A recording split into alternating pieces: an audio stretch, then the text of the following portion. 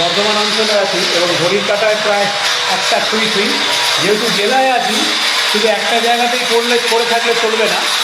আমার এদিকে সব ফুটায় এবং প্রত্যেকটি ওয়ালকেই স্লাইডিং করতে যেহেতু টাইলস লাগানো হবে। এবং আমি এবার যাবো কাটোয়া, অর্থাৎ কাটোয়া, বর্ধমান, বীরভূম একই সঙ্গে পুরো দিন, তারপর থাকবো আসানসোল, কালকে আবার কলকাতা। তো স্টেজ হোমের পক্ষ থেকে আমি বীরভূম অঞ্চল থেকে সরাসরি দেখিয়ে নিচ্ছি।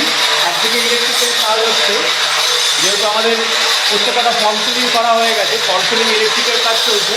এবং পেছন দিকে আমি আবার নিয়ে যাচ্ছি, টাইলস লাগানো হবে, ওয়ালগুলো টাইলস লাগানো হবে, তাই জন্য স্লাইডিংয়ের কাজ চলছে, দেয়ালগুলোকে ভালো করে ঘষে নেওয়া হচ্ছে। অর্থাৎ শুরু থেকে শেষ, শুধু কলকাতা নয়, কোনো ভাওতাবাজি নয়, কথা দিয়ে বলি তাই নয়, কাজ করে দেখাই। এখন আছি বীরভূম, আবার পরে যাব কাটোয়া, তারপরে চলে যাব আসানসোল, দুর্গাপুর, আবার কলকাতা। একের